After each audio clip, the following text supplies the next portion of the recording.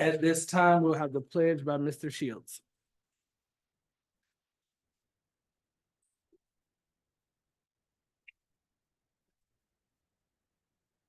I pledge allegiance to the flag of the United States of America and to the republic for which it stands, one nation, under God, indivisible, with liberty and justice for all.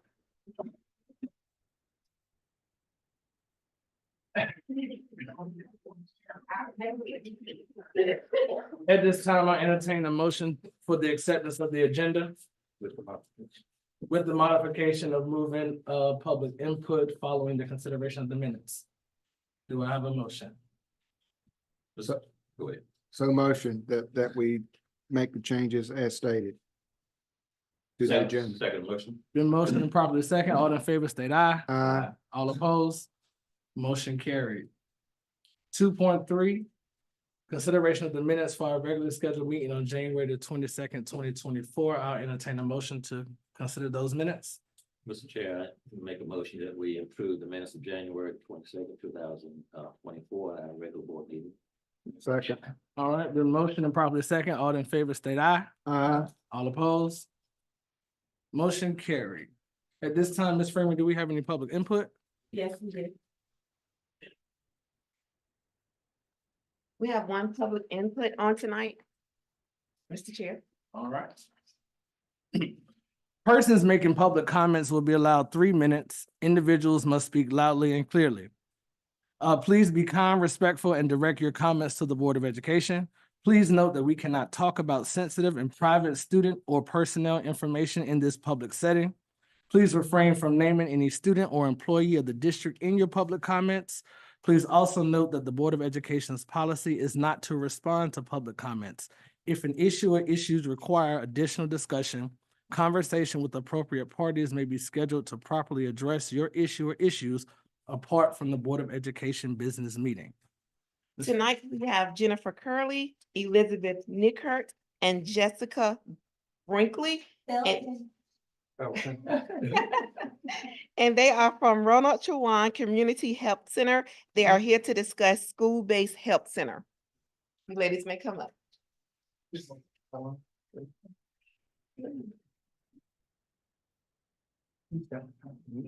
evening, my name is Jessica. I'm a community health worker for our CPHC.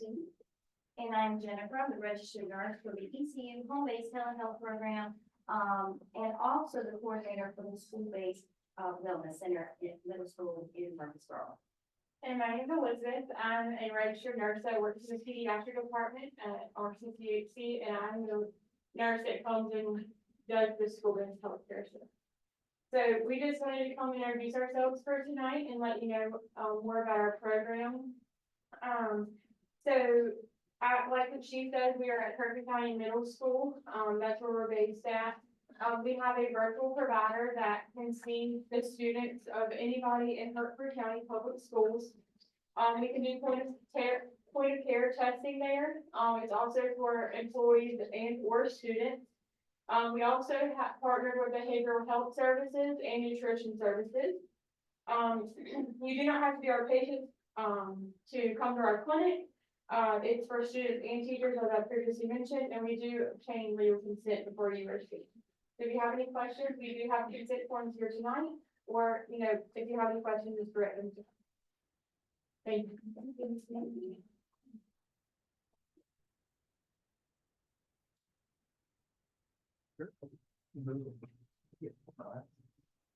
At this time, 2.4 student recognitions, Ms. Freeman. Good evening, Chair Hall, members of the board, Dr. Pratt. In celebration of Black History Month, we are privileged to welcome the Hertford County High School Choir under the direction of Mrs. Taylor to perform the Black National Anthem, Lift Every Voice and Sing. Let's welcome them at this time.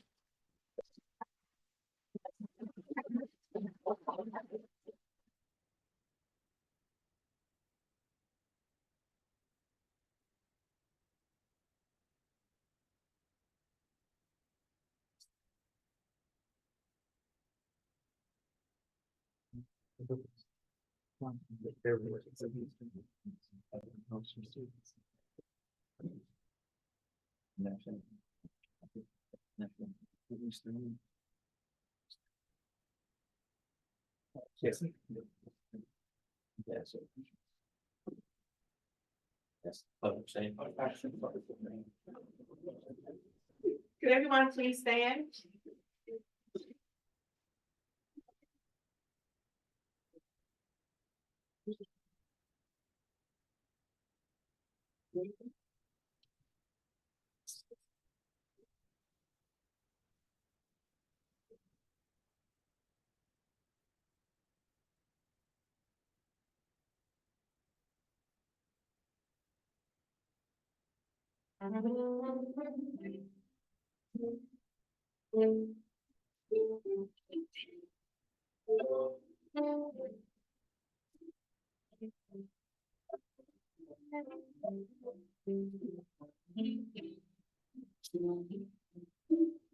With every voice that we sing, still remain with me.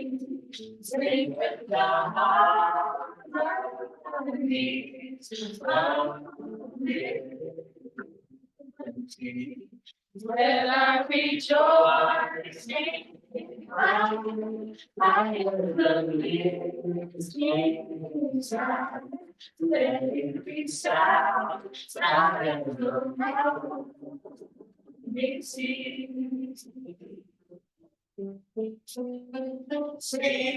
the song, slow down the pain and the time that has started.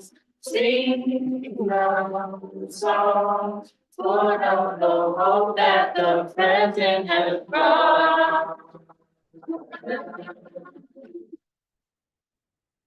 They sing the rising sun of our new day. Let us march on with victory before. Only the road we trod, the child sing bright, spoke in the day, and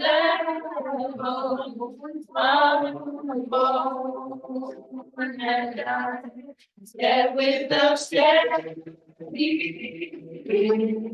I'm not afraid. Come to a place on which I walk the sound. We have come over the way of the team has been won. We have come treading our path through the blood of the storm. Out of the blue, we have till now he's there. When the white gleam of our song is gathered, out of our weary, out of our silence, now who has gone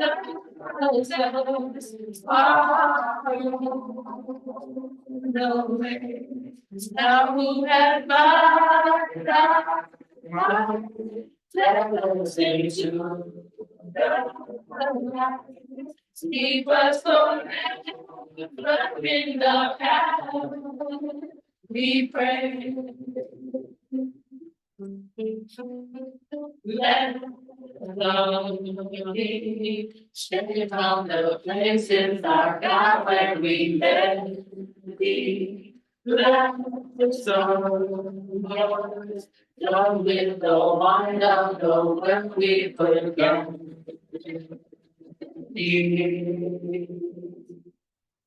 Shadow beneath the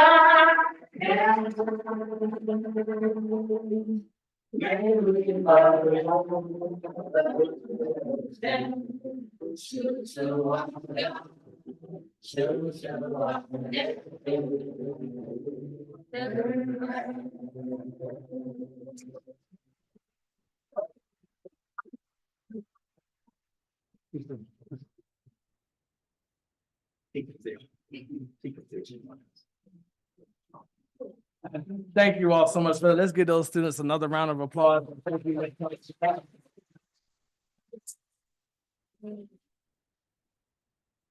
Our next student recognition is Hertford County Middle School basketball team. Will you all please come forward at this time?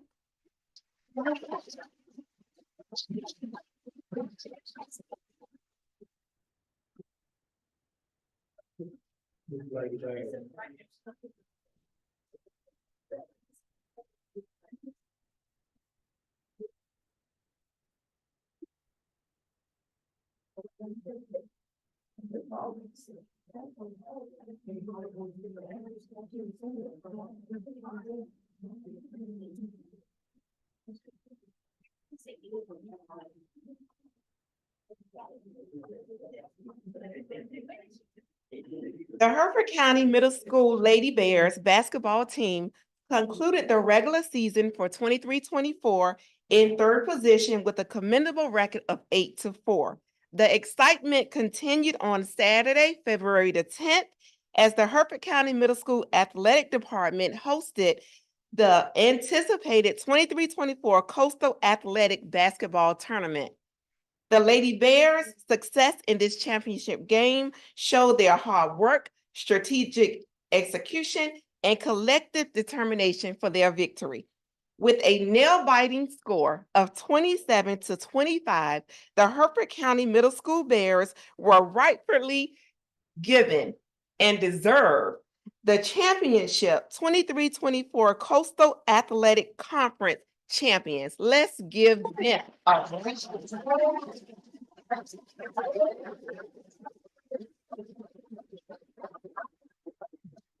And we do want to say we have gifts for each of you because of our mail system right now. We have not received them, but when I do come, I will personally bring them to the middle school for you all. At this time, board members, can we have you join our team?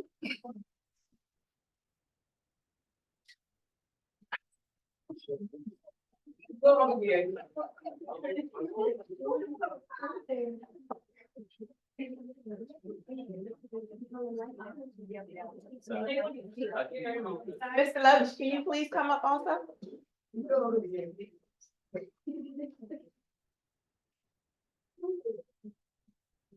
Do we have any more coaches, Hertford County Middle School coaches?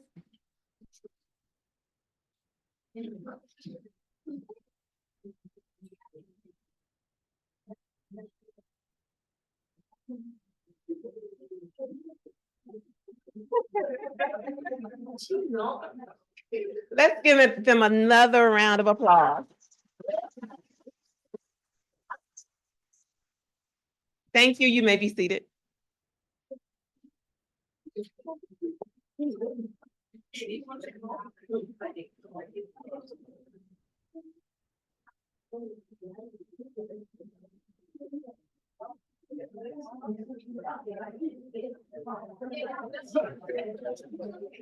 That'd be good.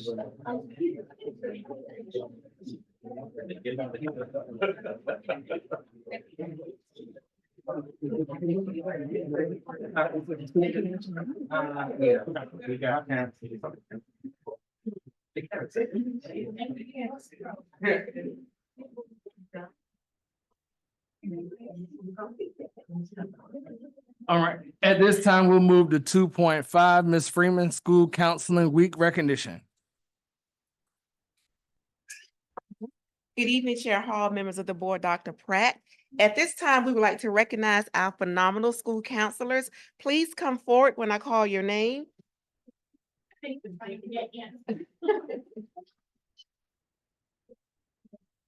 Miss Julie Terry. She's in the hall. They're trying to get in. Okay.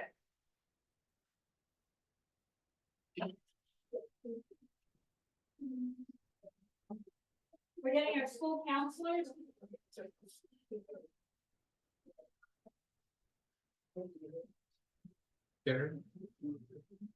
You first. Go stay. Miss Ebony Rankins.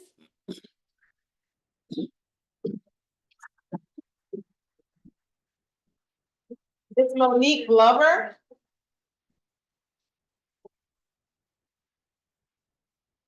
Miss Lagina Hanson.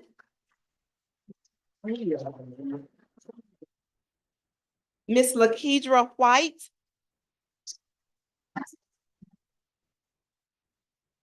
Miss Melanie Van. Miss Teresa Watford. Miss Frida Lee.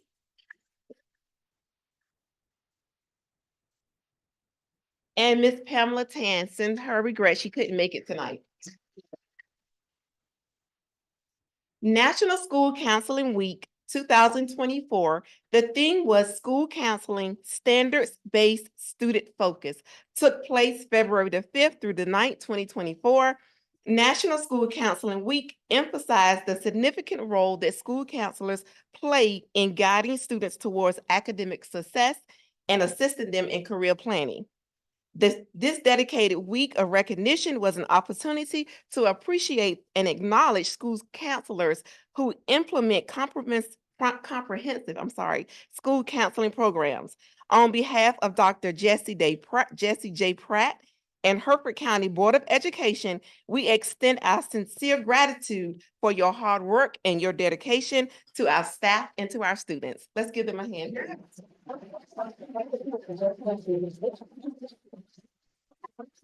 Members, if you would please come forward. Sure.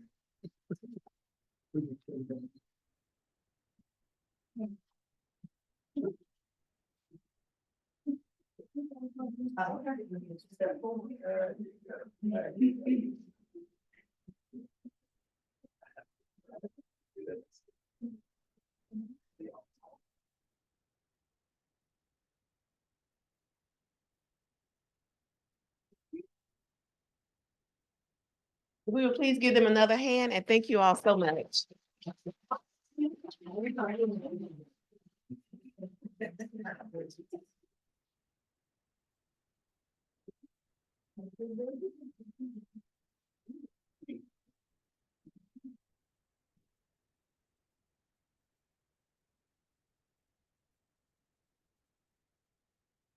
At this time, we'll have 2.6, introduction of newly hired employees, Dr. Perry Hicks. Good evening, Chair Hall, board members, and Dr. Pratt. Tonight, we do have a couple of newly employed members with us. We would like to ask Ms. Trinity Everett to stand.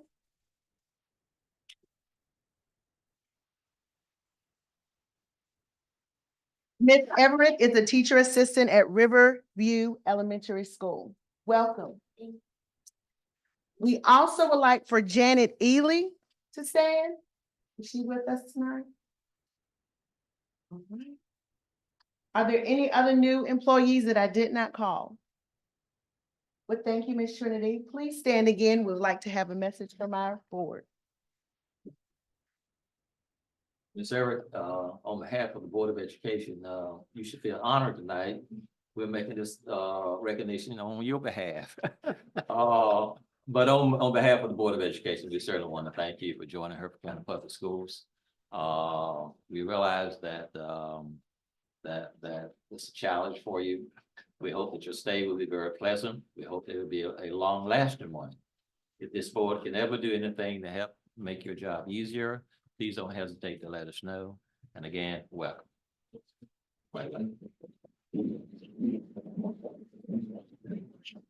Thank you, Mrs. Deluxe. Julie. Board Chair, Miss Janet Ely just came in. Let's welcome her as well. If I don't really hear it, I'm gonna duplicate that.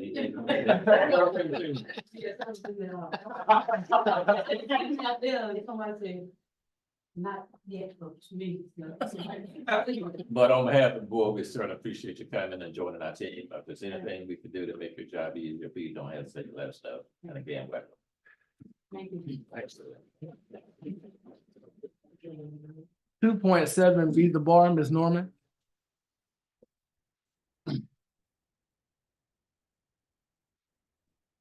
Good evening, Board Chair Hall, board members, and Dr. Pratt.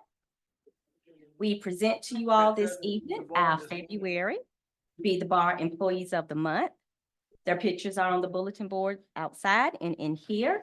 On behalf of Hertford County Public School District Office, February Be the Bar employees, we thank you all for your commitment to excellence and congratulations. When I call your name, please stand and walk over to receive your certificate and remain in the front for a picture. We will start with certified staff and then classified.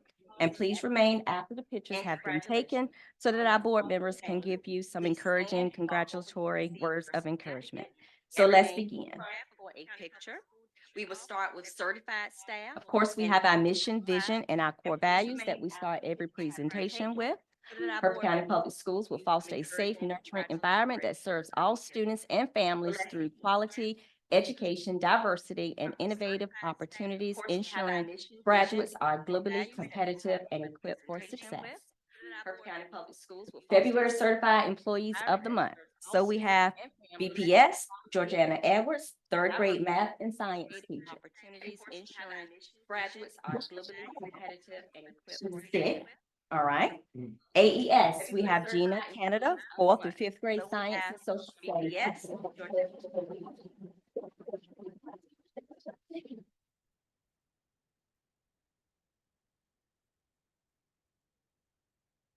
We have RES, Chrissy Hoggart, pre-K teacher.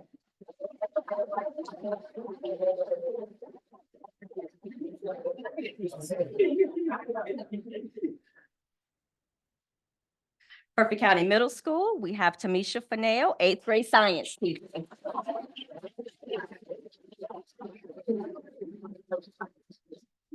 Hertford County Early College, we have Borden Torres, 9th through 11th grade math teacher.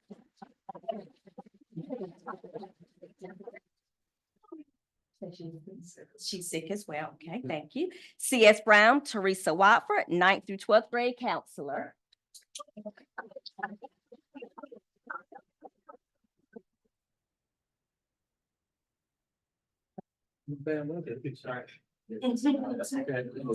Okay, all right.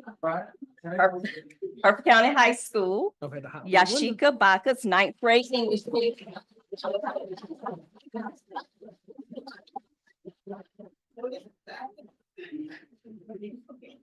And then we have our district office, Kim Quinn, transportation supervisor.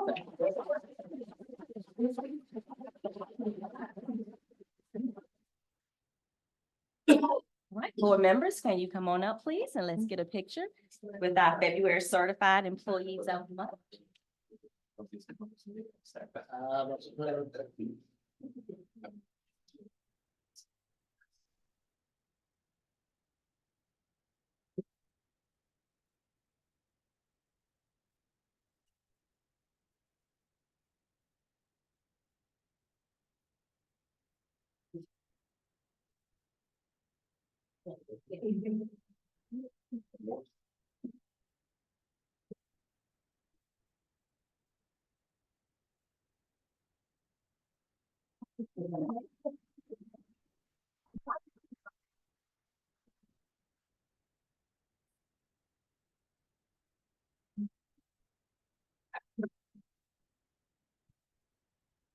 Okay.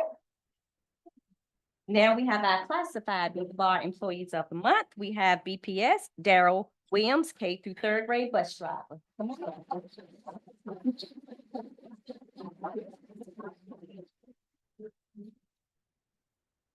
We have AES, Tashima Jenkins, fourth through fifth grade bus driver.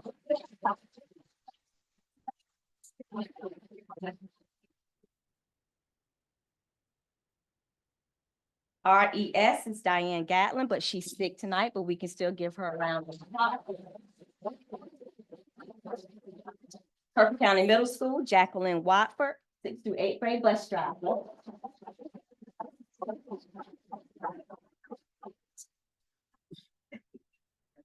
Hertford County Early College, Shadonna Liverman, 9th through 12th grade bus driver.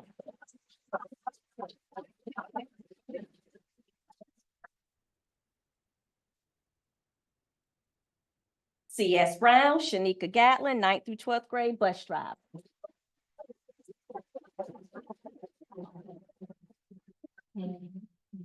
Hertford County High School, Sharon Watford, 9th through 12th grade bus driver.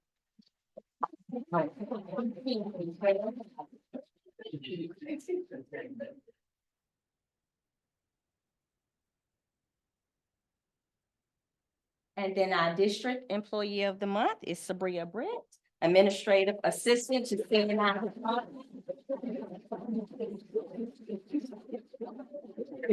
And board members, will you please join us for a picture?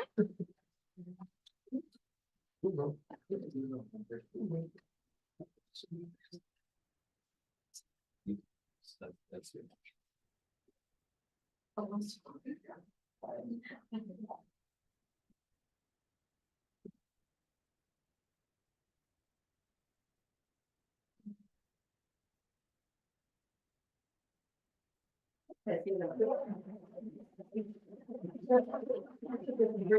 And if you all would just wait just a moment for our board members to say a few words to you before you step out, okay? Okay, thank you.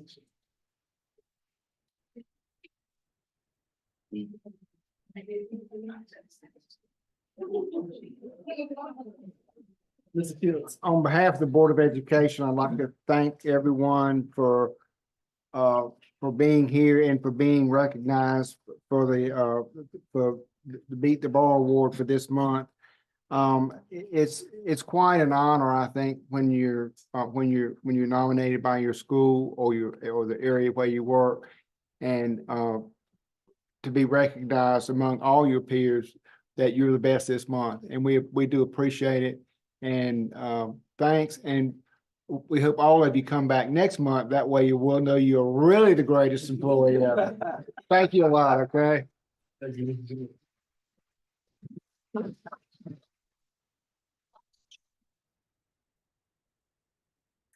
At this time, we'll move to 2.8, and we have with us tonight Dr. Brenda Tinkham introducing her education class from Chowan University. Dr. Tinkham. Thank you, Chair Hall, board members, Dr. Pratt, we appreciate you having us tonight. I thought I was coming to a really big party. I'm feeling kind of quiet. It's wonderful to have such wonderful employees, I know. I'd like my students to, if I may, introduce themselves, tell you their name, where they're from, and their age. Yes. Nice and tall. Good evening, everybody. My name is Landon Heller. I'm from Franklinton, North Carolina. I'm a history education major. I'm Alexa Snyder. I'm an elementary education major and I'm from Suffolk, Virginia. Bradley Wilmore. I'm from Roseville, North Carolina, and my major is educational studies.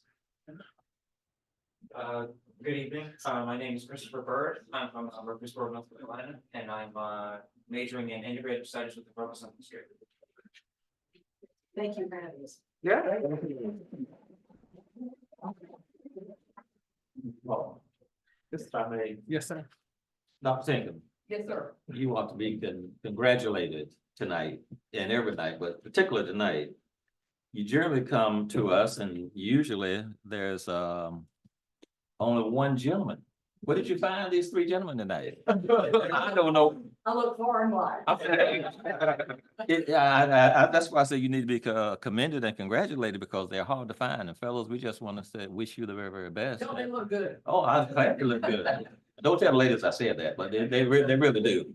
But thank you for what you do. We certainly appreciate all the work that you do and appreciate the partnership that we have with Chowan University. And it's been a good one, and we look forward to you guys working with us. And when you finish school and if you need a job, just see the HR department over there.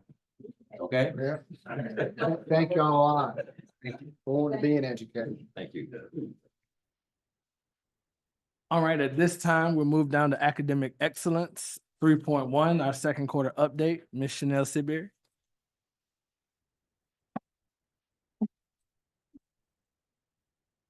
Good evening, board chair, board members, administration, principals, and leaders.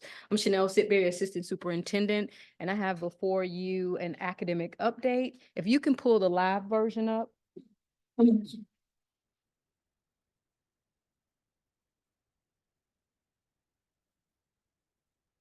So I'm going to be giving you an academic update. This academic update is a briefing on our progress. Gave you a BOY update, I believe, in October, and now giving an MOY or middle of the year update so that you can see our academic progress thus far.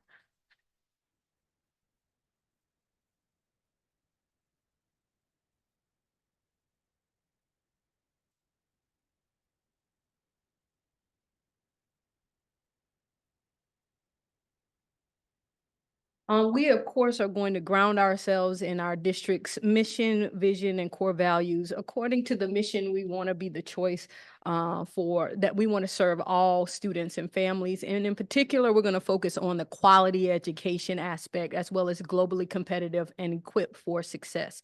We will hit on all of our core values, focusing on student-centered decision-making, equity, accountability, excellence, and collaboration. So first, I'll take you through taking a look at our honor roll, our A and AB honor roll. We look at our elementary schools, we find that AES, 31.3% of our students are on A or AB honor roll for Q2. For BPS, it's 18.8%. And for RES, that is 19%. Looking at our secondary schools, we find that at Hertford County Middle School, 19.3% of students, at Hertford County High School, 18%. At Hertford County Early College, 83.7%, and at CS Brown STEM, 20.8%. This is a decrease overall in our schools, A and AB honor roll, but we know as time progresses, so the difficulty begins to increase. There was no change at AES, coming in at around a third of their students being on A or AB honor roll, and an increase in students on honor roll at Hertford County Middle School. This graph tells you the distribution of our grades over time. Looking at these charts, you will see that 0 stands for annually or our entire year. Number 1 is our first semester and number 2 is our second semester. So as we look at both the 21-22, 22-23, and 23-24 school years, we see that roughly 31% of our students were making A's, 26% making B's, 15% making C's, with only 17% of our students in our first semester having not seen success, which is a decrease slightly from the previous year at 18%. So that's where we are in terms of our distribution of grades. Now I'll take you content area by content area. Remember, this is a gradient color scale. The darker the color, then that means the closer we are to 100% of our students being successful. Here's ELA across our grades, grades 1 through 12. Looking at our grades, we see that we have an increase in the percentage of students who are close to mastery or passing those grades in terms of in comparison to last year, and it's a decrease in 5 grade levels. As we look at mathematics from last year to this year, we see an overall increase in our percentage of our students who are passing mathematics in 8 of our grade levels, and an overall decrease slightly in 4. You can see that highlighted at grade 7. You see at grade 7, last year, 93.98% of our students were passing mathematics. Right now, we're coming in right at 55.66%. And knowing that the difficulty in the content gets difficult as we learn more and grow more. Looking at science in our across our grades, looking at last year, we see that we have increased our science success rate in 8 grade levels with a decrease in 4. And as we look at social studies overall, we see that there is an increase in 5 grade levels and a decrease in 7. And so I'll talk a little bit about how we're responding to this data towards the end of our presentation. But overall, we're still making adequate progress, knowing that we're going to have appropriate supports in place for our students as we progress. Now we're going to take a look at our benchmark results. You know that we have 2 types of benchmarks, both our M class at K3 level, and then we have our grade level benchmarks for Hertford County Public Schools. I'll give you insight on how our students are progressing. So as we look at M class, you will see this comparison here from BOY to MOY, and overarchingly, you want to see more blue and green. So as we look across our grade levels in comparison to where students started and where they ended up at the middle of the year, which was mid-January, we see overall that we have an increase in at or above a benchmark in 3 or 4 grade levels. With the special care in kindergarten, there is a slight decrease if you look at the bar at BOY and MOY, and we'll talk about the particular strategies that we'll put in place. But overall, we're impressed with the progress that our teachers, our principals, our leaders are having with our students, and we will continue to monitor and track their success. Next, you'll see this data in another way, but you also see that very bottom row gives us insight to how we are we are progressing in comparison to the state of North Carolina. So we see in overarchingly, you look at kindergarten, you'll see that 85 students began the school year in the red, and we now see that 72 of those students are still now in the red as of MOY, but we have moved 8 students to yellow, 4 to green, and 1 to blue. What I'll say about this graph, if you look at the very last row and compare all the way up, you'll see that we are progressing students in a similar pattern in accordance with the state of North Carolina, which includes all of those students listed at the bottom. So you can see DPI for the students in the red, there are students that are still in the red, so that's not to be alarmed. And also in our yellow, some students regress, some students moved ahead. So overall, we are trending appropriately as we look across this data in comparison to the state. Another look at our M-class data allows us to look at the overall composite. We want our students to make progress from BOY to MOY, showing growth. As we look across these grade spans, you can see that we increased our overall composite, meaning our students are better off in MOY than they were in BOY. So in kindergarten, that's an average of 65.8% composite points increase from BOY to MOY. First grade is 59.7%. Percentage points. Second grade is 60, and third grade 59.7 percentage points increase in our overall composite. So again, we're excited. We still have a ways to go, but we're excited about our progress. Now we'll take a look at grades 3-12 in terms of our overall projected proficiency. Hertford County Public Schools takes 3 benchmarks annually. That is new in comparison to last year, but we did have an MOY assessment last year. And so for secondary, you'll see that I'm giving you an MOY to MOY composite. Where were we last year this time in comparison to where we are this year? And as we look across all of our K-5 schools in our tested areas, we see that we have increased our overall composite in 10 out of 14 areas in comparison to our MOY last year. You see the red spot in 4th grade mathematics, as well as 5th grade mathematics at AES, as well as 4th grade reading. And we will talk about those explicit and specific plans on how we'll address that data. The great thing is that we can be proactive because there's still time left in the school year, so we know what we need to improve on.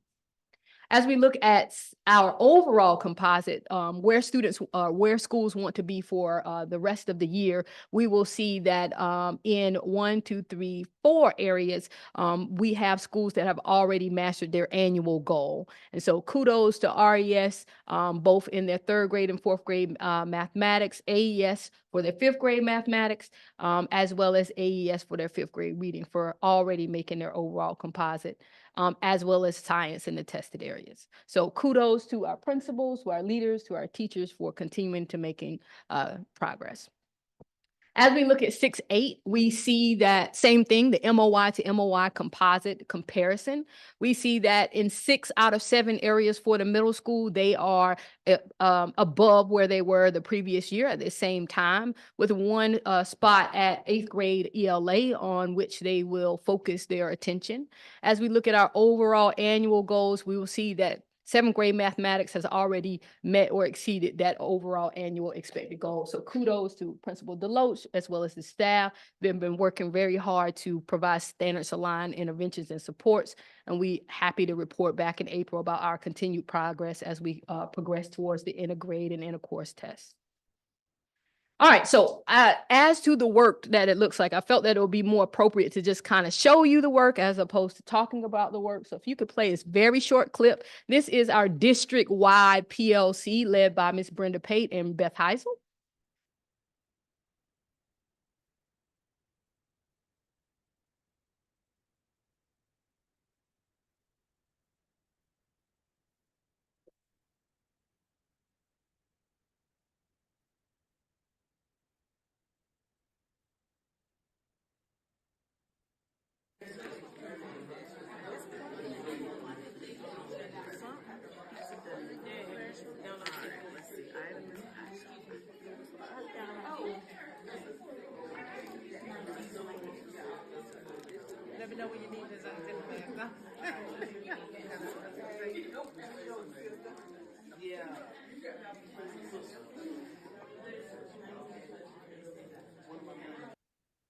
So what you will find is we're breaking down the silos of each school working individually and bringing all our schools together so we can leverage the best practices that we see across our schools.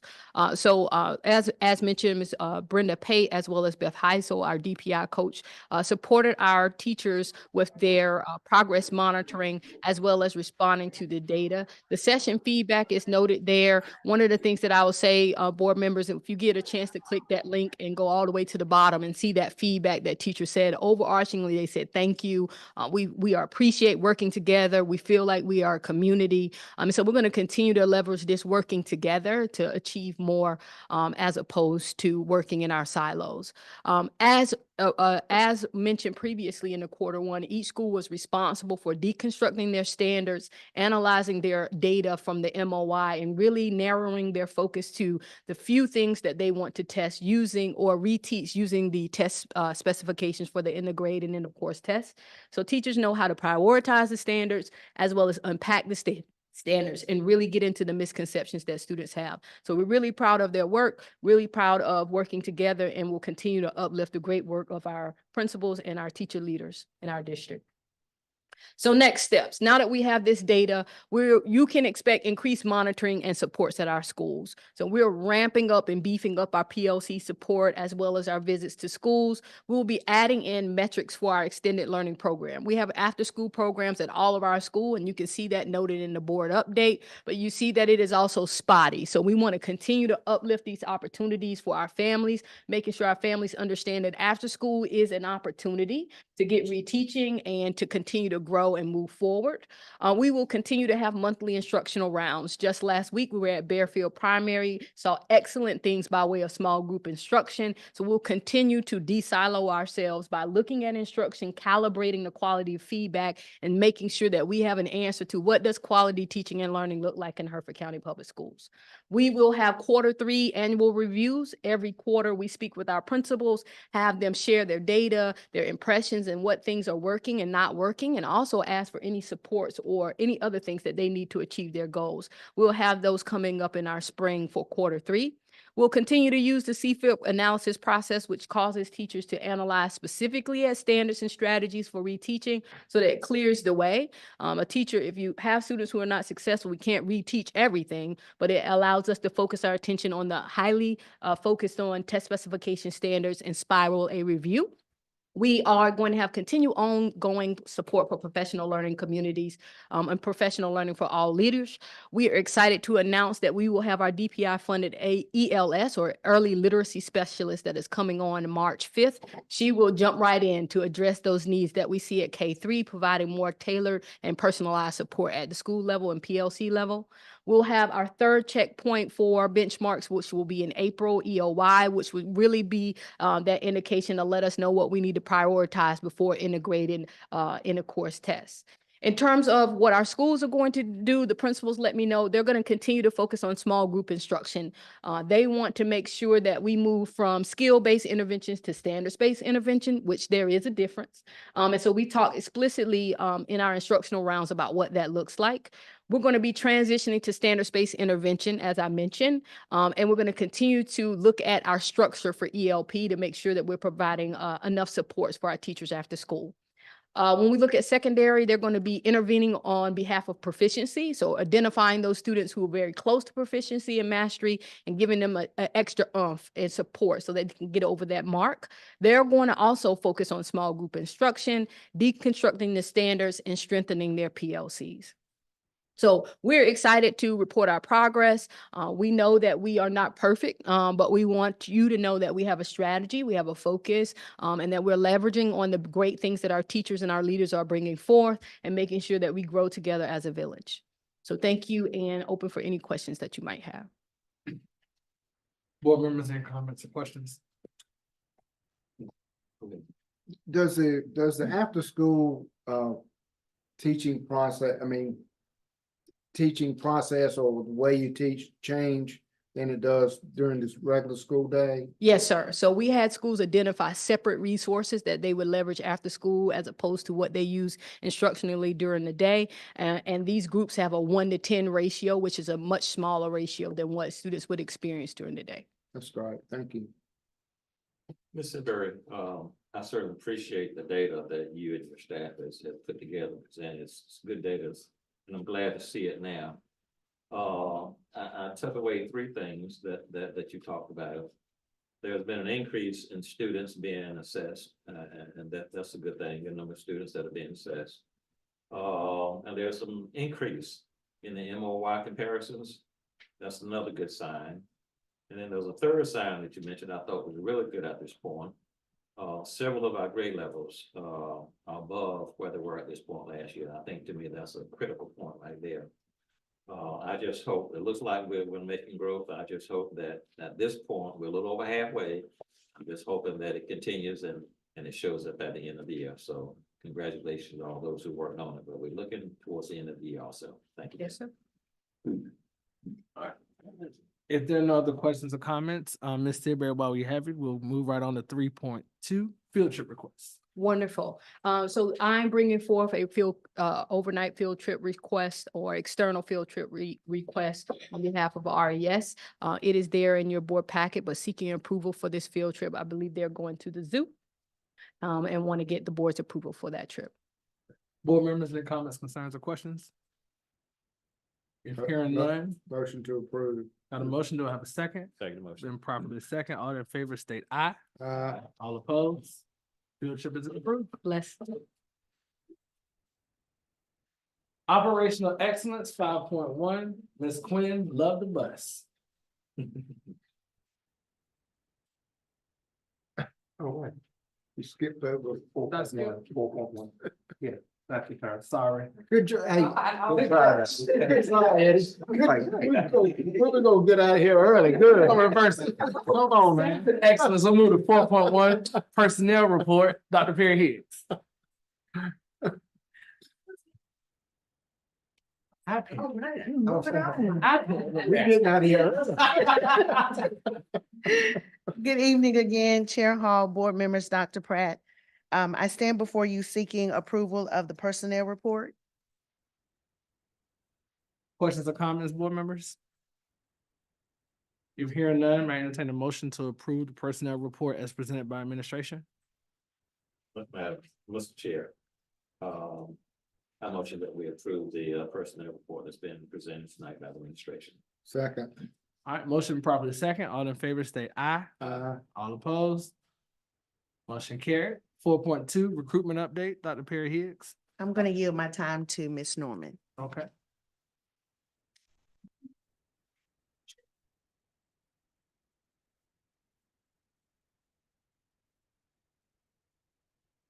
Okay, good evening once again, Board Chair Hall, board members, Dr. Pratt.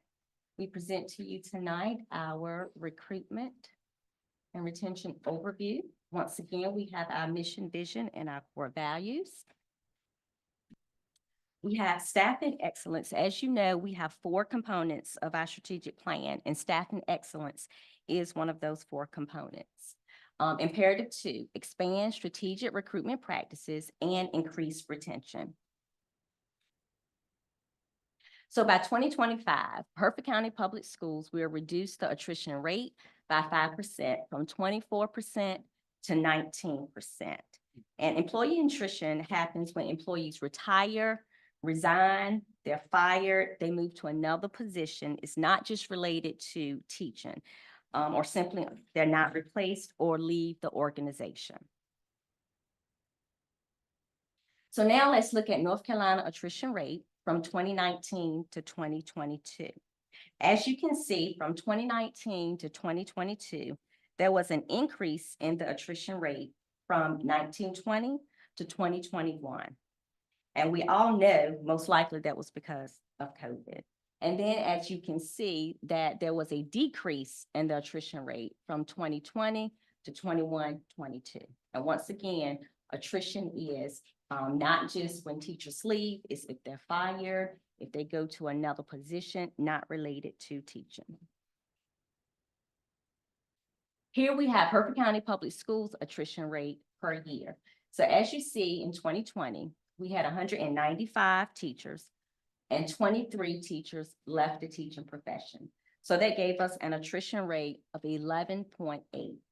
In 21-22, we had 216 teachers and 36 teachers left. That gave us an attrition percent of 16.6. In 22-23, we had 157, and this number is based on the attrition report from March of 2022 to March of 2023. That's when the state collects that data. 38 teachers left, and that gave us an attrition rate of 24%. And this is where we got our number from as our goal. Here we have the North Carolina State attrition rate versus Hertford County Public School attrition rate. And as you can see, in 2020, North Carolina had 8.2 attrition. Hertford County Public School had 11.8. So we're slightly higher in 2021. 21-22, the state had 7.78. Hertford County in 21-22 has 16.6. And we're waiting for the data at the end of February for the state to give us 22-23, but we have our Hertford County Public School attrition of 24%. Okay.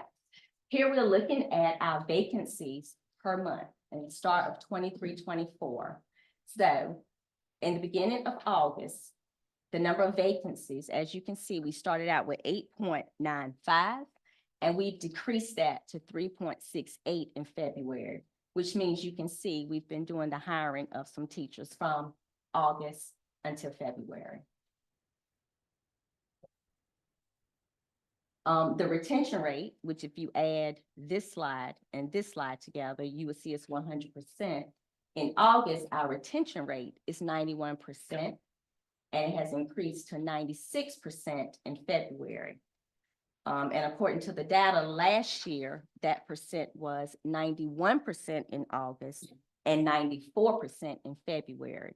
So our retention rate this year is 2% higher from last year.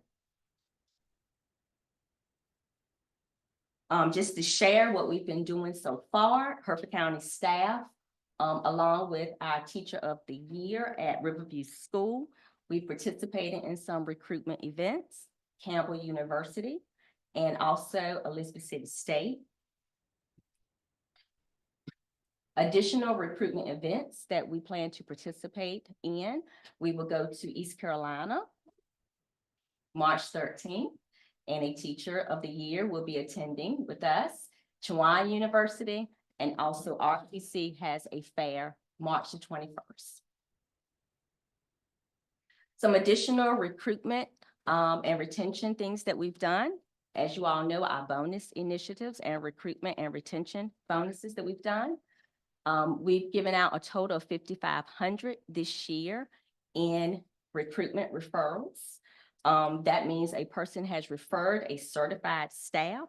They were approved by the board, and that person has been employed with us for at least a month. We've had one employee that has referred 4 people. We had a second employee that referred 2 people, and then the rest were single. So that's where that total of 5,500 comes from.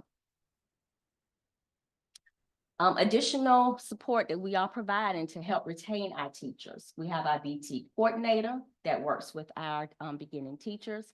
We provided HR and tech mobile hours at each school. We've visited each school. We sent a link out to teachers. We've asked them the needs of things that they wanted help with and assistance with.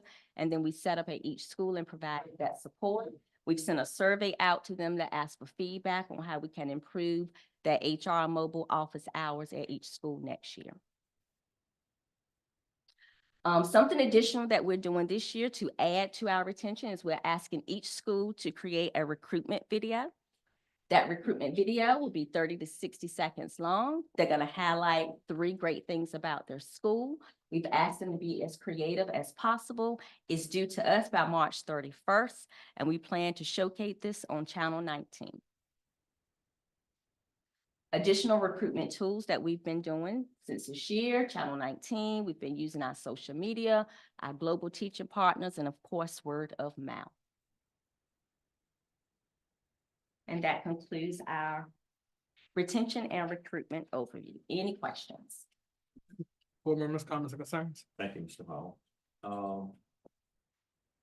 First of all, let me say I appreciate the work that you all have put into this, and there's a lot that we're doing and a lot that we probably need to do, but there's a lot that's going on, and I think we're making a difference. But I see three things that have been left off this additional recruitment tool. Where is our Hertford County housing complex, Hertford County Forum? Let me tell you why that exists. That was developed strictly to use as a recruiting tool, a retention for retention, and trying to get teachers within our district. The system was at 35% teacher turnover rate at that time. After the first year, it went down from 35% to 18%. So that's evident that it was working. So when you go to recruit whoever and all of the people who are recruiting, they need to make sure that that's isolated and highlighted, because that's what a lot of teachers want, knowing that they have a place to live. They don't have to go looking for somewhere, and that is an excellent opportunity. So make sure that that's there. The other thing I want to mention to you, and everybody should know this, New Core, there are two programs there for teachers when you're talking about retention and recruiting. One is a teacher incentive program that any teacher who wants to go back to become an administrator and stay here within this district, New Core pays for their schooling. That's a great incentive for teachers that want to go back. So when you start recruiting, you need to talk about all of these things. There's another one that New Core has for us that talks about teachers who want to work and become national board certified. I think they're still in place.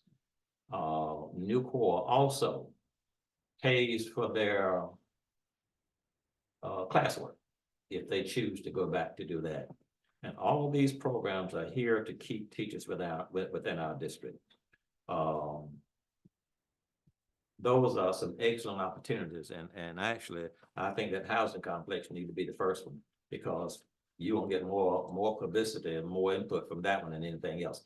Oh, it's not about the little bit of money we give them, because we can't give them a lot, but knowing that they have an opportunity to come to a district that has housing, and I remind you, this was the first one in the state of North Carolina done. So knowing that they can come to a place that has housing and they don't have to worry about that, that's a great opportunity for many teachers. They love that. They love the camaraderie. They love the idea of being able to socialize together and talk about things, etc. So make sure those three things are included, but these are good, but I want to make sure that these three are added as well. Thank you, sir. And make sure all of your recruit people know that and they get that information out. Thank you, sir. Thank you. Thank you. Any other comments or concerns? All right, thank you, Ms. Norman. Thank you. Now we're on operational excellence. 5.1, love the bus, Ms. Quinn.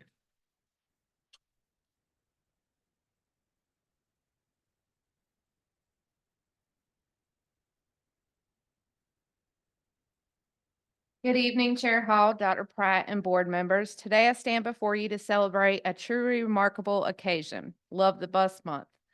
This month-long celebration not only honors the essential role that buses play in our daily lives, but also provides us with a valuable opportunity to express our deep appreciation for the incredible individuals who drive Hertford County school buses, our dedicated bus drivers. As you see before you, we've got our mission, vision, and core values. In a world where hustle and bustle often consumes our days, it's easy to overlook the importance of the simple things that keep our communities moving forward.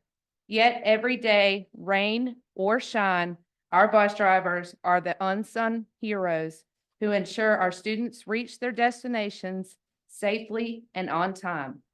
They navigate traffic, weather challenges, and diverse student needs with unwavering commitment and professionalism. Some transportation fun facts. Hertford County Schools runs 42 buses daily. Out of those 42 buses, 4 of those buses are EC buses, which contain a driver and monitor. It's more than just a job for them. It's a calling rooted in service, compassion, and genuine love for what they do.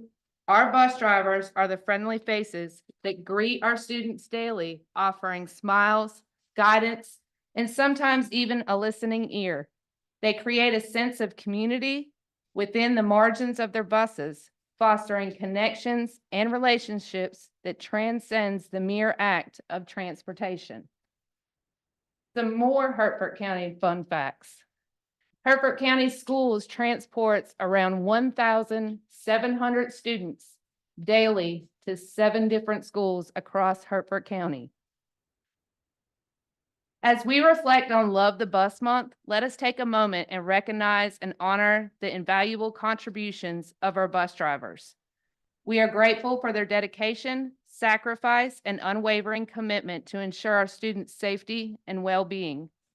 To all the bus drivers, know your hard work is not unnoticed or unappreciated. You are the backbone to our transportation system, and your efforts shape and fabric of our communities in big and small ways. Some more fun facts about Hertford County Schools transportation. Hertford County Schools buses travel an estimate of 4,425 miles a day. This does not include field trips or athletic events. Hertford County has a goal of 50% of buses arriving on time for the 23-24 school year. We currently have a 70% arrival time. Hertford County bus drivers are working together to ensure all 40 routes are being ran daily and no students are left without a way to school. So as we celebrate Love the Bus Month, let us express our appreciation through words and actions. Let us show kindness and respect to our bus drivers each time we step onto their buses. Let us advocate for policies and initiatives that support their well-being and recognize their vital role in our community. Some more fun facts. Hertford County Schools has initiated Here Comes the Bus app in the 23-24 school year. We currently have 825 people signed up and using the app. By June 2024, all school buses will be equipped with new cameras and radios that are being purchased through a safety grant. In closing, I urge each and every one of you to take a moment tomorrow and every day to thank our bus drivers. Let us spread love, gratitude, and appreciation far and wide, ensuring that the spirit of Love the Bus Month extends well beyond this month. Thank you, and thank you, bus drivers, for all that you do. We are forever grateful. Board members, any comments or concerns?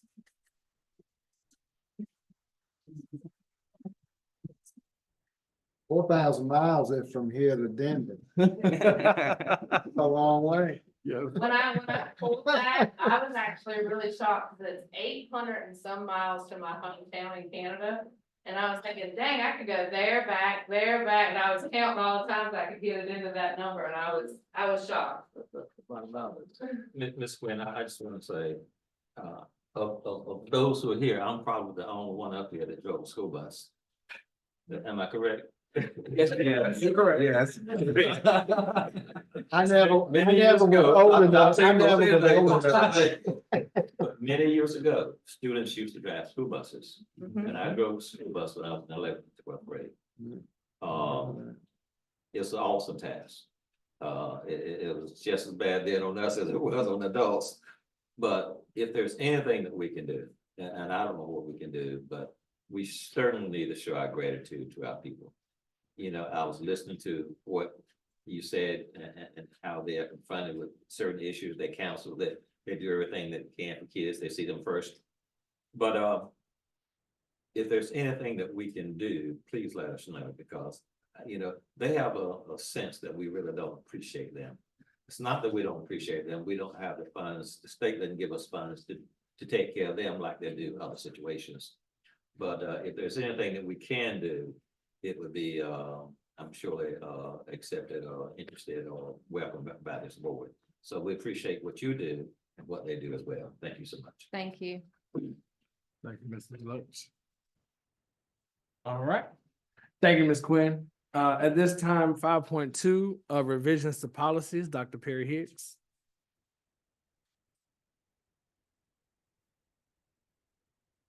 Good evening again. I stand before the board to ask for revisions to policy 4353 and which is 4353 is long-term suspensions, 365-day suspension and expulsion. And revisions to policy 4370, which is student discipline hearing procedures. Board members, any comments or questions? So the motion is to put it out for 30 days for public Days. comment. So you need approval for first read. Yes, Okay. first read. And we'll bring it back to you in March. Right, so it's the information. Information, yes, sir. Good, no Yeah. question? Okay. All We right, just need a motion, all right. put it out there for 30 days. All right, may I entertain a motion for these policy revisions to be out for a 30-day public comment period ending on March 26, 2024. So motion. Second motion. The motion probably second, all in favor state aye. Aye. All opposed? Motion's been approved. Thank you. Thank you. 5.3, safety grant update, Ms. Evans.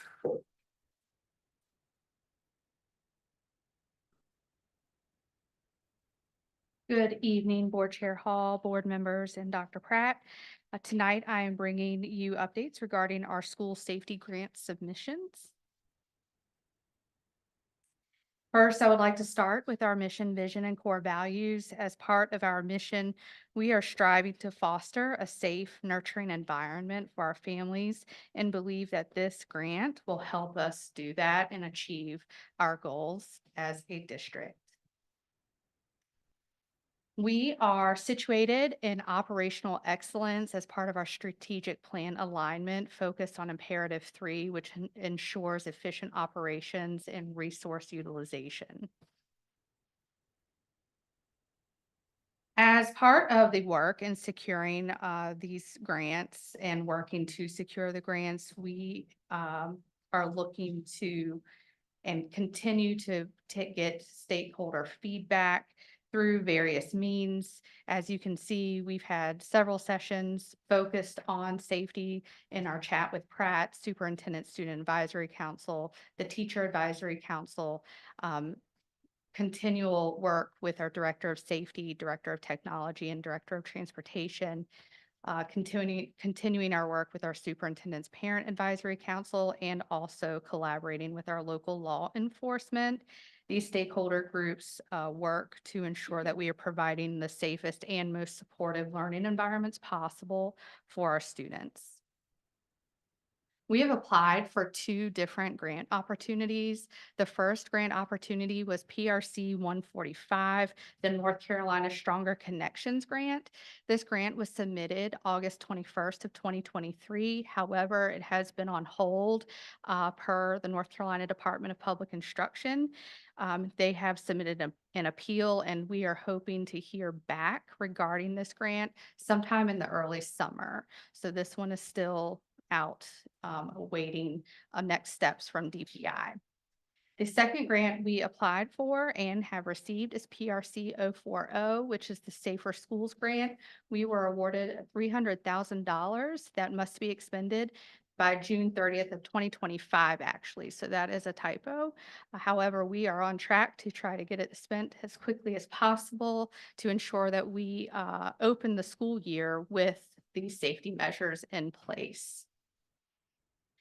So with the Safer Schools Grant, the items that we are looking to purchase with the funds is Identikid through a company called Centengix, access control systems for all of our schools, bus camera systems for all of our buses, radios for buses and schools, which will allow for one radio that has two-way communication instead of two separate radios required by school personnel. And these radios will have service across the entire counties, which is something we are missing right now, and walk-through metal detectors.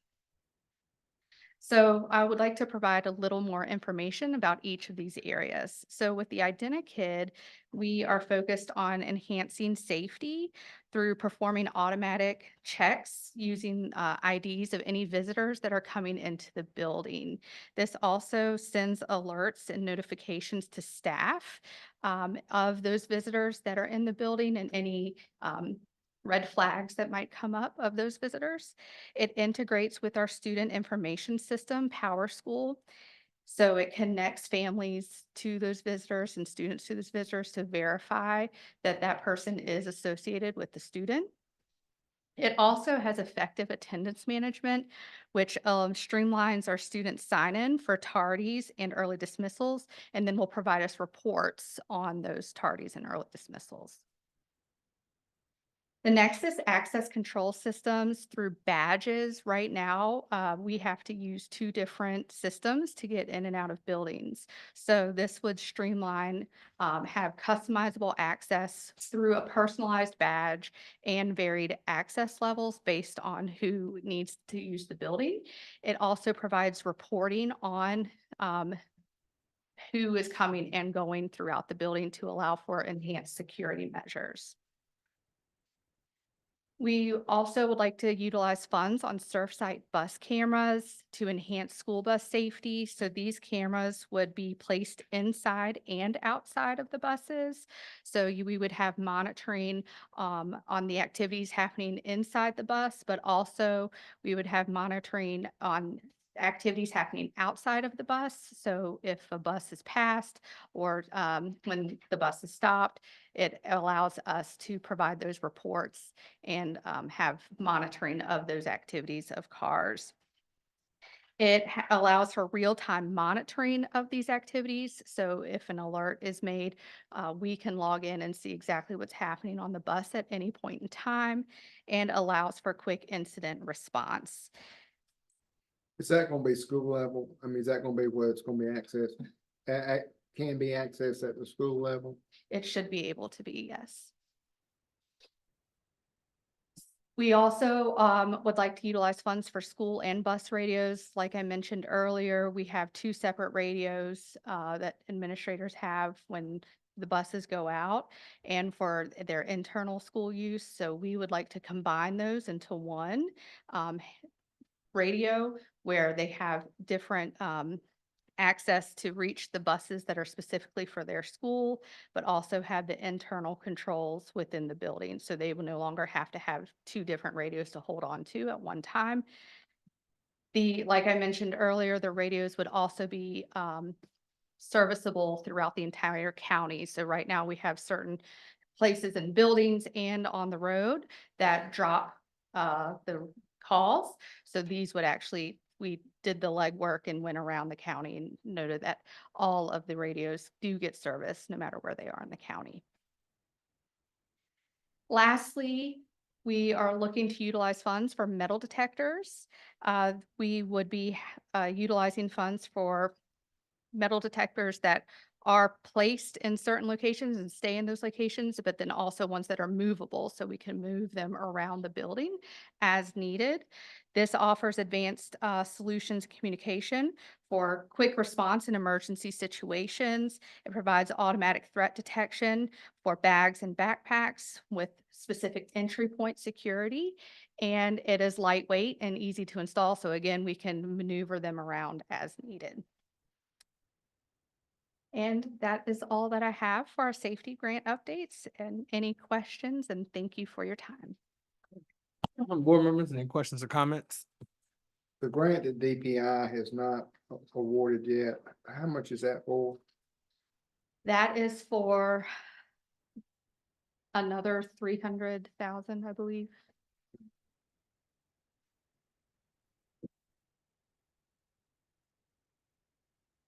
I'm just impressed with security that we're getting ready to include in our school system. The dedicated program has been around for years and years. I'm glad to see that it has another component to it now that it didn't have years and years ago. It's not just kids carrying a car anymore. I guess my concern is, making sure that the students have their cars and making sure that when we talk about access control and teachers and staff having their cars, making sure that that procedure is followed. And I know you have no control over that, but, I don't care how good the program is, what you have, if people are not gonna follow it, it's not worth the hell of beans. So, at some point, we need to convey to our people the seriousness behind following, these measures that we get in place for our children. So, thank you. And the metal detectors, are they gonna be at all schools or just? At all schools, I think. Right now, with the amount of funds that we had available, we focused on our secondary, so middle and high schools. And the future is to employ more at our elementary schools, securing funding. That's right. And I think we put them in both grants. We So did. it's a part of the 145 whenever we hear back from the 145 as well. Are there, at the elementary schools? I know we have metal detectors that are wands. Do they have access to those at the elementary school The wands. potentially? I mean, can't we share them? I guess that's what I was saying. I don't know that there's a need for it, but there might be. I mean, I don't know.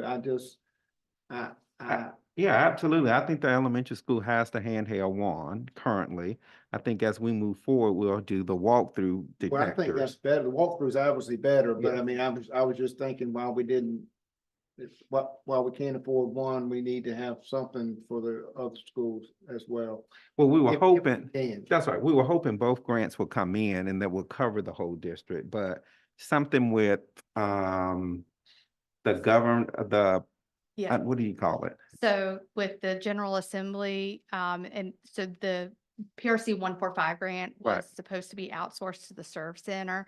And the contract did not go through in time, and so they had to pull back, and now they're appealing the funds to be able to Right. utilize them again. Okay. So they're hoping that will be out. So I'm thinking by next school year, August, we'll have them in all locations. And we'll bring back to the board over the next couple of weeks a protocol and procedure that we will utilize for the metal detectors as well, so that you're aware of when we're gonna use them and how we're gonna use them.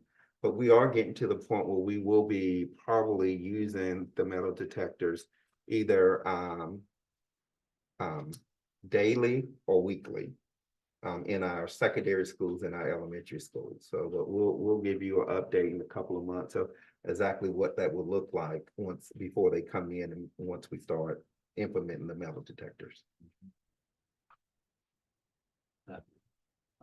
I'm glad you brought that up because I'm thinking that when you talk about metal detectors, you need to look at staff and who's going to monitor that, who's going to do that. And it seems like to me, it has to be some sort of security person. I'm thinking, maybe I'm wrong, I don't know. Right. But I guess that needs to be a part of this whole conversation. Right. What I've seen in other districts I've been in, it's been part security, but it's also staff. We train the staff who has first block planning or AM planning. They will have some responsibility after they go through the training. Yeah, something can happen. Yep. On the IDs that unlock doors, Mhm. I'm assuming. Yes, sir.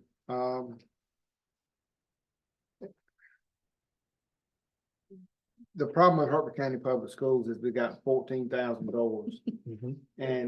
And if everybody has an access to a specific door, I mean, the best security is everybody come in some door and leave through the same door. But I know that doesn't happen, but I don't think we can reiterate enough that security starts with our staff first. And no matter what we do, if we don't, if the staff doesn't buy into it, I know it's raining outside, but everybody needs to come in the front door. I mean, I understand that, but security needs to start with our staff taking it as serious as it has, because it doesn't take but 1 second for something bad to happen at one of our schools. And I think, anyway, I just, I can't reiterate enough, if the staff has to buy into it for security to work, I don't care what we can't buy enough stuff. If the staff doesn't buy into it, then we're better off to give everybody a bonus out of 300,000, you know what I'm saying? If everybody doesn't buy into it, because it's, and once again, it's one of those things you can't say enough, I don't think, and in this country, That's right. and in this country, it's the only country in the world that has had as many, because it can happen here. Yeah, I agree with you 100%, but I'm gonna go even a little bit further. I think the staff needs to be more than just buy into it. I think they need to be required to make sure that this is done. This is a safety issue. This is a safety issue. Right. And if somebody fails to do their part when it comes to safety, that person can be sued and would be held in court, I'm pretty sure. So we need to make sure that we say to our staff that this is required, and that if you're not doing it, if you found at fault, then consequences may come. So we just need to be sure, because you're dealing with children, you're dealing with lives, and I don't want somebody putting a rock in the door and then somebody comes in and then somebody gets hurt. That's right. We got some problems. So that can't happen. That cannot happen. So people need to see the sincerity of it. It's a little more than buying. I agree with you. But I'm going a step further. That's right. Because I don't want to be on this end, or somebody opens the door over here, leave this door, and somebody comes in that door. I mean, I'm upset. So we need to express that concern. That's all. And I think our people will follow, because, they understand it's about them too. All right. It's about them too. Thank you. Thank you. Mark, do you No, it's just for information. Okay. Thank you, Ms. Evans. All right, 5.4 lease contract with Trafair, Mr. Bennett.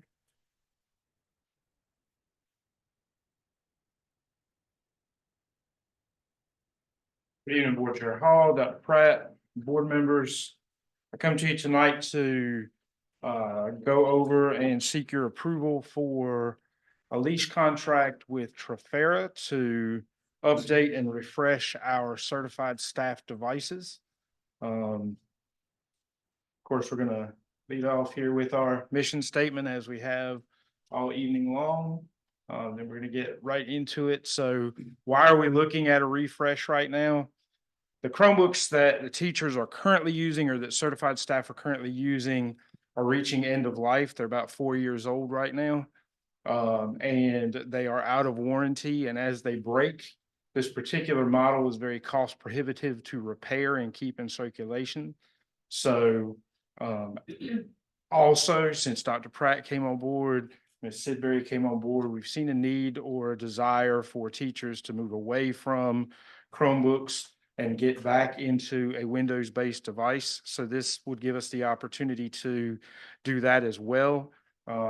Thus making sure that we don't have any compatibility or functionality issues with the teacher devices and what we need them to do away from what they're doing with their students.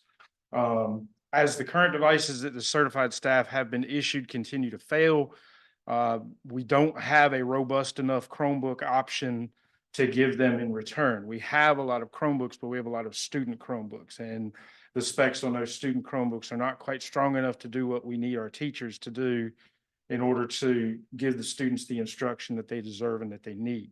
So again, going back to providing them a Windows-based device will give staff some increased functionality and alleviate some of the concerns and frustrations that they have, that our administrators have, and that our leadership has as well, as to what they can comfortably do.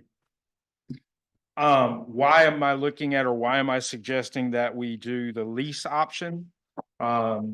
Based on budget and our needs at this time, the best way to totally refresh now, as opposed to incrementally over the next 4 years, is to go with the lease. We could spend the same money each year and do this incrementally, but then we can only do a certain group of teachers every year. So we'd be asking groups of teachers to continue to use the old devices, right? So next year, if a small group got them, then the rest of the teachers would be using 5-year-old devices. And then in the next year, we'd still have 2 groups of teachers using 6-year-old devices and so forth and so on. Another reason to look at leasing as an option, when I've talked to some other directors and some other school systems, excuse me, that have considered this and some have gone to it. First of all, again, the budget flexibility, it spreads out the cost of the technology over the time frame that you're looking at. And if we're looking at a 4-year refresh cycle, which is a good refresh cycle for devices for teachers, then again, we can sort of free up some capital here by doing this year by year like this.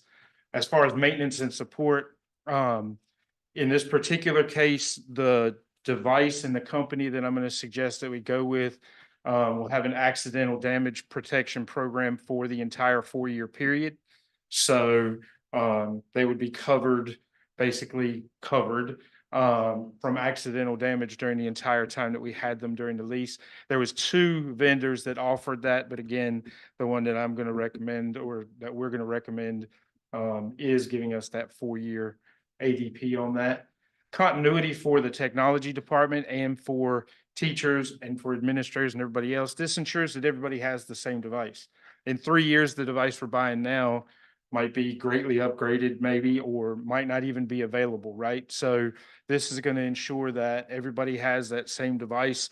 We're able to work with everybody, train everybody on the same device, know what, the quirks are, as it were, as we're working through this, and it makes troubleshooting, it makes training, all those things much easier when everybody has the same thing to work with, okay?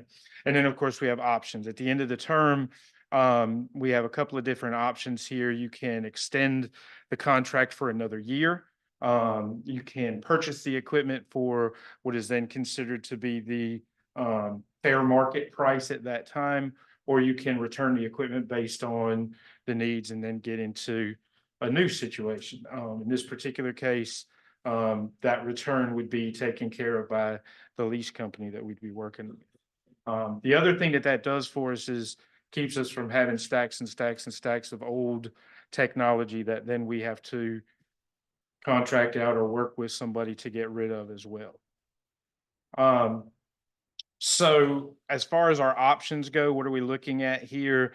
I just have a quick chart just to kind of show you what our vendors were giving us to look at. And again, I have a couple highlighted on here. But basically, I talked to and got quotes from Dell directly, from CDW Government, and from Trafera. Trafera is who we bought our last Chromebooks from. I have highlighted one of the Dell models and one of the models from Trafera, the HP ProBook. If we look at the numbers there as it goes, you can kind of see, well, not kind of, you can see what the cost is for each of those. And it's broken down. And down at the bottom, I have some footnotes for how that breaks down purchasing versus leasing, and those kind of things. Just for reference, the purchase and the lease price over on the right-hand side includes tax. As far as the lease price goes, the actual price of the lease itself never changes during the course of the agreement. The only thing that would change would be the possibility of if the tax changes. That's it. But the actual price of the agreement doesn't change at all during the course of that. So again, just wanted you to see kind of what we were looking at here. All of these devices that I have listed in this chart are basically the same device, just with a different brand name. They're going to have the same specs, and I'm going to show that to you here in just a second. Okay. So we can go back.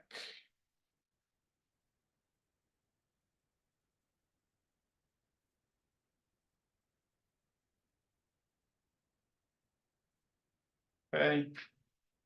So, oops, hold on. I think I hit a button there. There we go. So those are the 3 devices that we're looking at. The HP ProBook, the Dell Latitude and the Lenovo ThinkPad. And again, if you look at the specifications on these, are basically all the same machine, 14-inch screen, which is a good size, not too big, not too small.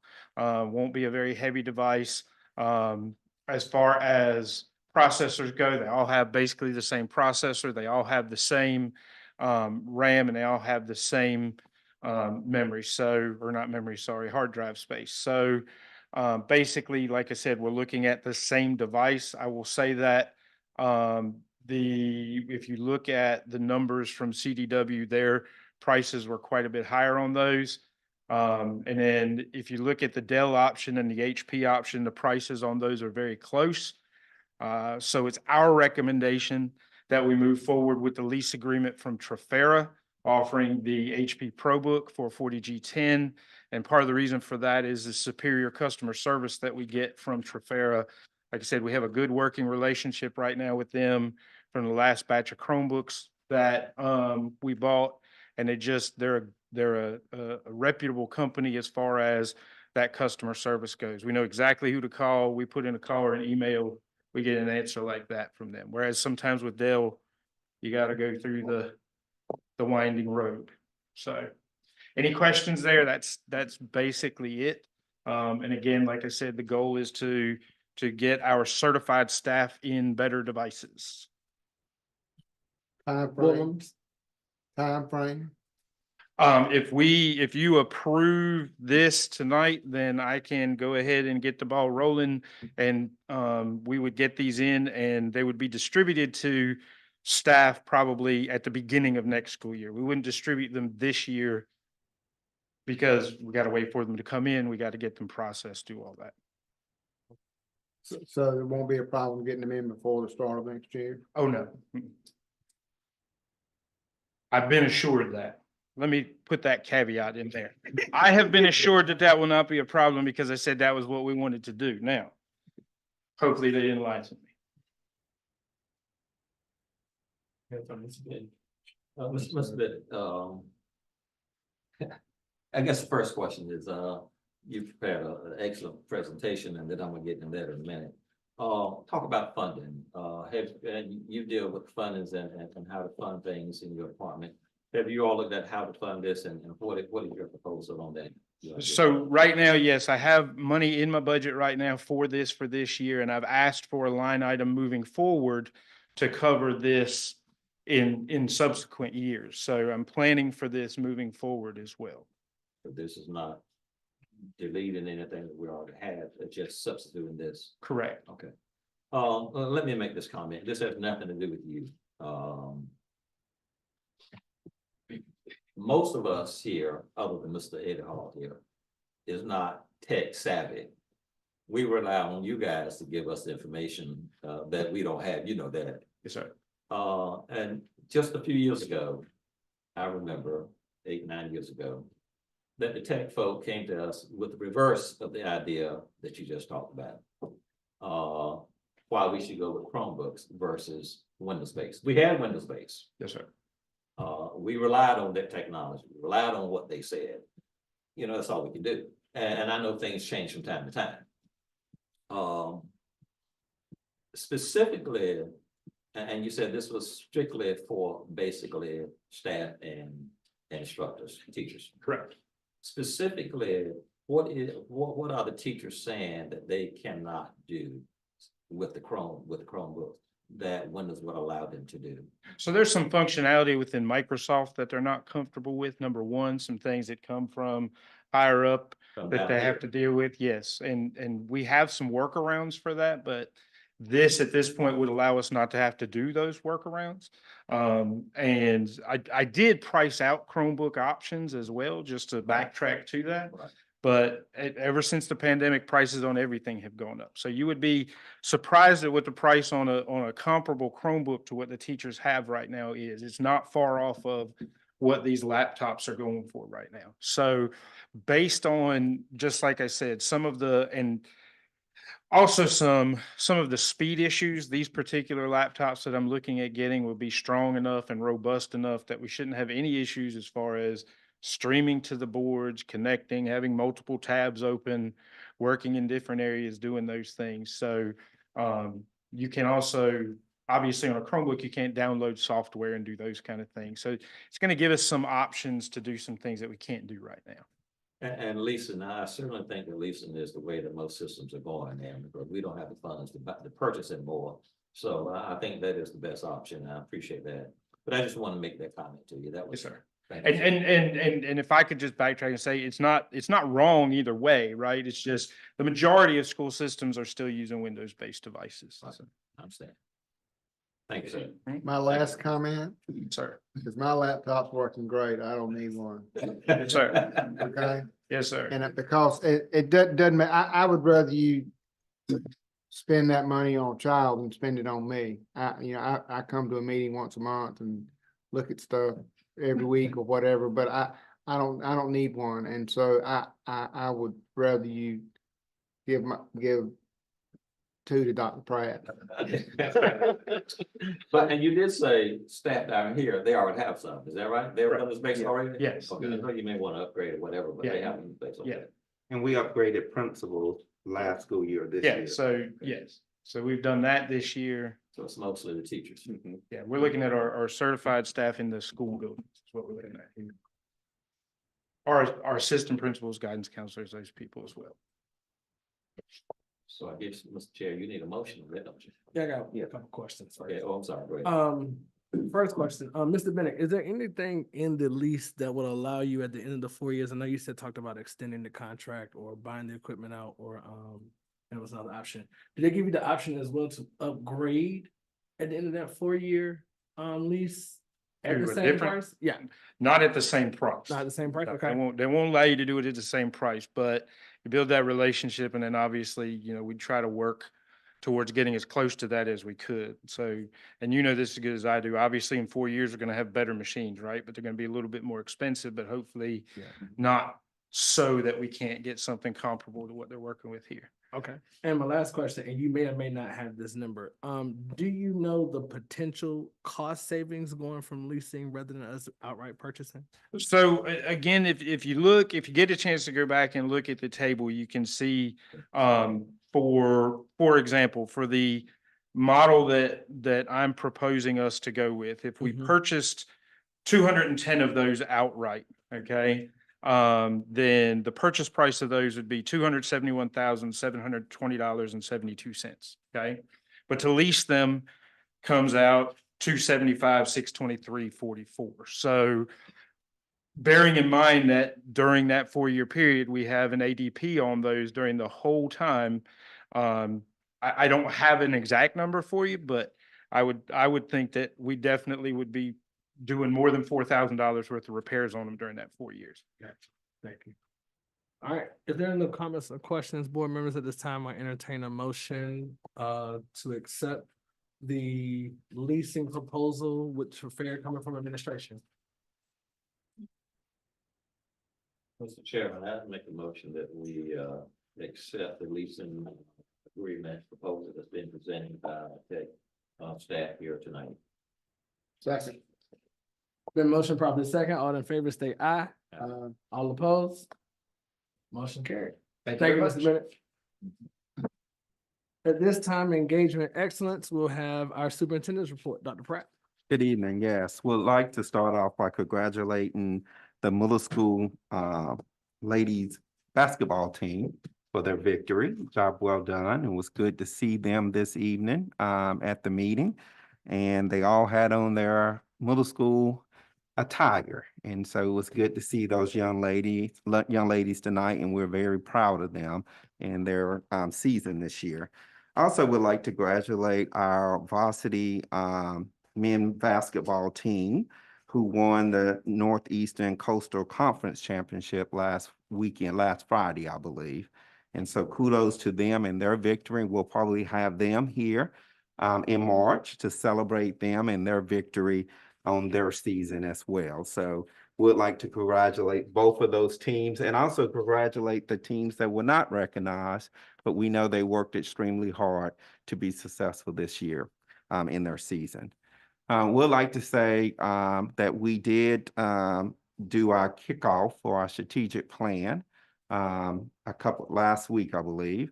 And it was a great event. If you didn't have an opportunity to see the strategic plan, we have a website on our district website, a web page on our district website for you to review that plan in detail. We will begin next month in March, having small group conversations around our strategic plan and making sure people understand, our stakeholders understand the vision we have for our district over the next 5 years. So great job to the staff and also our external communities community members who worked with us to get that plan off the ground. So great job. Would like to say that we had a meeting last week with Partners for Hertford County Public Schools. They elected new officers, and Mr. Dennis Deloach will serve as the president. So we thank you for serving on that committee. Ms. Burnett Parker will be vice president, and Ms. Nora Artis is serving as the secretary for Partners for Hertford County Public Schools.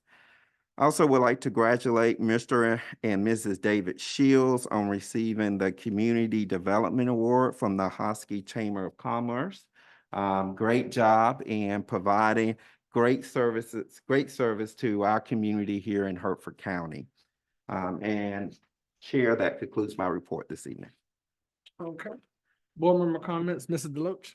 Thank you. I just want to congratulate our students tonight for their participation. First of all, thanks to thanking the basketball team for an outstanding season. The girls, I think they did an excellent job. And also for the group that came in and sang tonight. I thought that was really nice and appreciate them. And all of those people that were recognized, our counselors, our bus drivers, and everyone else, we just congratulate all of them for a job well done. And that's all I have to say. Thank you, sir. All right. Mr. Shields. Julie and I went to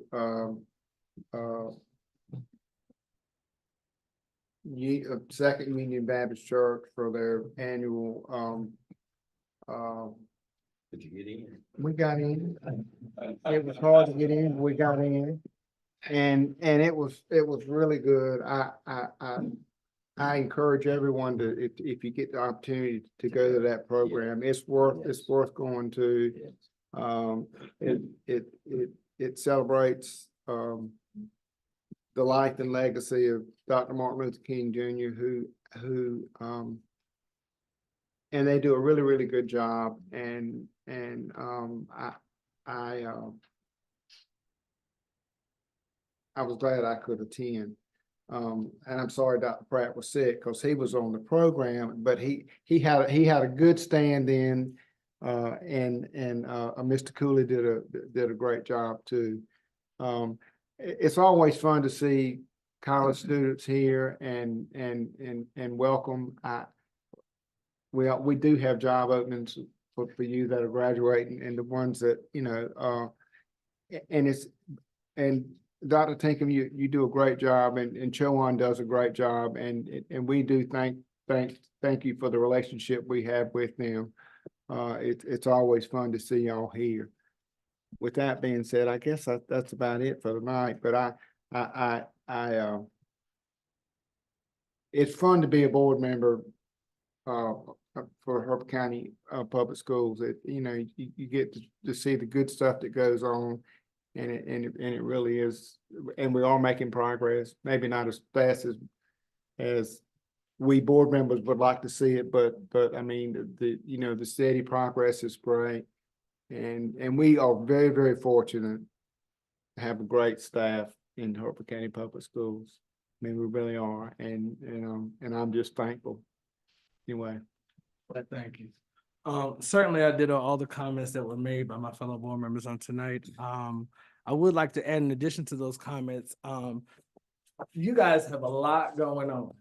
And it is so good to see the positivity that you all are putting on social media. I know y'all working our PIO to death with all those newsletters that are going into the news, but we are creating the narrative that we should be having for our school district, and we're not allowing others to narrate our story.